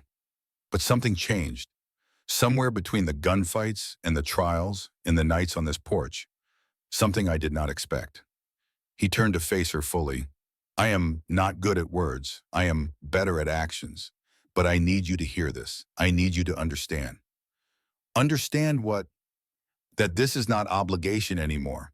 That when I look at you, I do not see a woman I am protecting out of duty. I see my wife, my partner. The person I want to wake up next to for the rest of my life. Maggie's breath caught. I am not asking you to love me, Caleb continued. I am too broken for that, too scarred. But I am asking if you would consider making this real. Not just a marriage on paper, A real marriage, a real partnership, a real life together. Maggie looked at this man who had arrived as a stranger with a call and become something infinitely more precious. She thought about his strength and his gentleness, his honor and his humility, the way he looked at her like she mattered, like she was enough exactly as she was. "You are wrong," she said quietly. Pain flashed across his face. "I understand. I should not have presumed." "No, you are wrong about being too broken to love." She took his hand. "Because I already do. Love you, I mean. I think I have for a while now. I was just afraid to admit it." Caleb stared at her. "You love me?" "Yes, completely, absolutely, without reservation. Even knowing what I am, what I have done. I know what you have done. I also know what you are doing now. Building instead of destroying, protecting instead of killing, choosing peace over violence every day. I do not deserve you. None of us deserve the good things we get. We just have to be brave enough to accept them." Caleb pulled her close and kissed her. Not the brief, tentative kiss of strangers learning each other, but the deep, claiming kiss of two people who had found home in each other. When they finally broke apart, both were breathing hard, both were smiling. "So this is real now?" Caleb asked. "We are really doing this." "We have been really doing this for months. We are just admitting it now." He laughed. The sound was rusty like a mechanism that had not been used in years, but it was genuine, free. Timothy ran up to the porch, the puppy tumbling after him. "Are you two going to kiss all day? Because I am hungry?" Maggie laughed. "Come on, I will make dinner." They went inside together, the three of them, a family built from necessity that had become something built from love. 6 months later, the ranch had changed. New fences, repaired buildings, fields planted with wheat that waved golden in the summer wind. And at the far end of the property, a small cluster of houses where Samuel Chen and three other Chinese families lived and worked. It was a community now, not just a ranch, a place where people helped each other, where differences in language and culture were bridges instead of walls. Caleb had hung up his gunfighter reputation. He still wore his gun because danger still existed in the world, but he used it to hunt game for the table, not men. He had become a rancher, a husband, and to his continuing amazement, a father figure to Timothy, who had chosen to stay with them even after the danger passed. Reverend O'Shea visited often, grateful that his son had found something he himself could never provide: safety, joy, the freedom to be a child. Maggie had blossomed. The fear and desperation that had driven her to place that advertisement were gone, replaced by confidence and purpose. She ran the ranch with efficient precision, earning the respect of every man and woman who worked the land. But more than that, she was happy, genuinely deeply happy in a way she had never imagined possible. One evening in late September, as the sun painted the mountains red and gold, Maggie stood on the porch and realized she had something to tell Caleb, something that would change everything again. He came up from the barn, his shirt damp with sweat, his face lined with honest exhaustion. He kissed her cheek and sat beside her on the steps they had made their own. "Good day," she asked. "Good enough. Got the new paddock finished. Chen's youngest boy helped. He is a quick learner." "Caleb, there is something I need to tell you." He heard the tone in her voice and turned to her fully. "What is wrong? Nothing is wrong. Everything is right. That is what I need to tell you." She took his hand and placed it on her belly. "Flat now, but not for long. We are going to have a baby." Caleb went absolutely still. His hand trembled against her stomach. "A baby," he repeated as if testing the word. "Yes, in the spring." "Maggie, I do not know how to be a father. I failed Jacob. I could not protect him." "You did not fail Jacob. Evil men killed him. That was not your fault." "But what if I fail this child too? What if something happens and I cannot stop it?" She covered his hand with hers. "Then we will face it together. We will do our best. We will love this child with everything we have, and that will be enough." "How do you know?" "Because you are already enough. You were enough for me when I needed protection. You are enough for Timothy when he needs guidance. You will be enough for this baby when it needs a father." Caleb's eyes filled with tears. He pulled her close and held her like she was the most precious thing in the world. "I love you," he whispered. "I do not say it enough, but I love you more than I thought I could love anything. I know, and I love you. They sat like that as the sun set and the stars emerged. Timothy came out to join them, sensing something important had happened. Caleb pulled him close too, one arm around his wife, one around the bud who had become like a son. "We are having a baby," Maggie told Timothy. The boy's eyes went wide. "Really, I am going to be a brother. If you want to be, I want to be." They sat together, the three of them, soon to be four, watching the night settle over the land they had fought for, the home they had built, the future they had earned. Maggie thought about the advertisement she had placed so many months ago, about the desperation that had driven her to seek a husband she had never met. She had ordered a husband. What she got was a stranger with a gun. But that stranger had become her salvation, her partner, her love. And together they had built something better than she had ever dreamed possible. The night was warm, the stars were bright, and for the first time in longer than she could remember, Maggie felt complete. Not because a man had saved her, but because she had saved herself. And in doing so, she had saved him too. That was the real story, not of a desperate woman and a reluctant gunfighter, but of two broken people who had found wholeness in each other. Morning came bright and clear. Maggie woke to find Caleb already up as always. But this time he had not gone to the barn. He stood at the window, watching the sunrise paint the land with gold. She joined him, slipping her hand into his. "What are you thinking?" she asked. "That I spent 20 years running from ghosts. 20 years believing I did not deserve peace or happiness or a second chance." And now he turned to her and smiled, a real smile, full and warm and free. "Now I know I was wrong. Now I know that second chances exist, that redemption is possible, that even broken things can be made whole if you are brave enough to dream on." We were both brave. Yes, we were. They stood together as the sun climbed higher, burning away the last shadows of night. Outside, Timothy was already up playing with the puppy, laughing with the pure joy of childhood. In the distance, smoke rose from the chimneys of the workers' houses. Samuel Chen and his family beginning their day, building their own second chances. This was home. This was family. This was everything they had fought for, and more than they had dared to hope for. The past would always be there. The scars, the losses, the ghosts. But they no longer defined who Caleb and Maggie were. They were just part of the story, not the ending. The ending was this: love, land, life, a future growing inside Maggie. A family built from ashes and determination and the stubborn refusal to give up. Maggie rested her head against Caleb's shoulder and closed her eyes. "Thank you," she whispered. "For what?" "For coming when Daniel asked, for staying when you could have left, for seeing me when everyone else looked away." Caleb kissed the top of her head. "Thank you for giving me a reason to stop running, for showing me that even a gunfighter can find peace." They stood like that until Timothy called them for breakfast, until the day's work demanded their attention, until life, ordinary and precious and beautiful, claimed them. And as they walked together into the morning hand in hand, neither looked back. The stranger with a gun had found his home. The desperate woman had found her strength. And together they had found everything they never knew they needed. This was their story. Not perfect, not easy, but real. And that made it worth everything.